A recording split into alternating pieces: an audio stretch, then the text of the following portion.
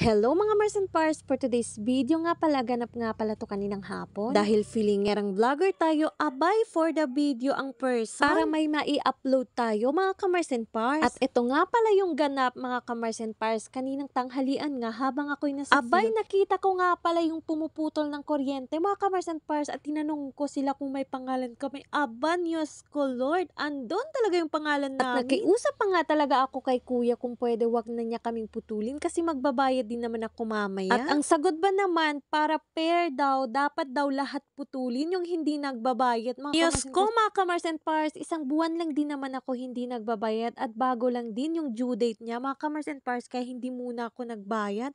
Akala ko talaga pwede pa yun, hindi na pala mga ka-Mars and Pars. Uy, sayang din yung reconnection fee. Uy. Pero dahil naputulan na kami, wala tayong magagawa kundi magbayad na lang. At ito nga rin pala yung mga kasamahan ko na pasugod din sila dito dahil nga naputulan din dahil sila. Isang bill nga lang daw din yung bill nila kaya hindi na muna sila magbabayad mga ka-Mars and Pars dahil nga kaka-due date lang din mga ka-Mars and Pars kasi akala din nila kung anong akala ko, yun din akala nila na hindi pa mapuputol agad-agad mga ka-Mars and Pars. O diba, marami talagang mapapahamak sa maling akala. At habang ako'y nandyan nagbabayad mga ka-Mars and Pars, marami din pala ako kakilala kapitbahay mga ka-Mars and Pars at naputulan din. At pagkatapos nga pala magbayad mga ka-Mars and Pars at dito naman ako mga ka-Mars and Pars at gagawa daw pala ng sketch plan. Nahirapan talaga ako dito mga ka-Mars and Pars dahil hindi talaga ako marunong mag-drawing. Uy. At buti na lang talaga nakita ko yung sekretary ng barangay namin mga ka-Mars and Pars, abay naputulan din sila mga ka-Mars and Pars dahil nga sa maling akala. O diba marami talaga napapahamak sa maling akala mga ka-Mars and Pars. At syempre ang natutunan ko dito, huwag po tayo lagi magtiwala sa maling akala.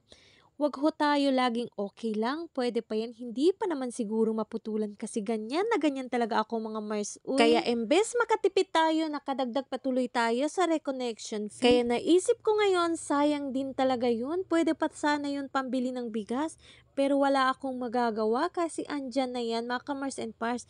Kaya next time, kailangan ko na talaga magbayad sa tamang oras kung may pera. Sana nga may pera para makabayad agad-agad. Kasi no? Yun lang din naman talaga yung problema. Kahit gusto mo na talaga magbayad sa wala pang due date, mga ka-Mars and Pars, kung wala kang pera, wala ka din naman talaga magagawa. Uy, kaya ayan, lagi na lang talaga tayo naputulan mga ka-Mars and Pars.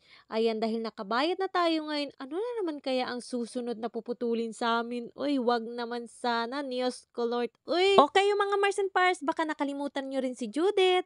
Baka may kumakatok na rin sa inyo mga ka-Mars and Pars. O siya, kung umabot ka man dito, maraming salamat sa panonood. Bye-bye!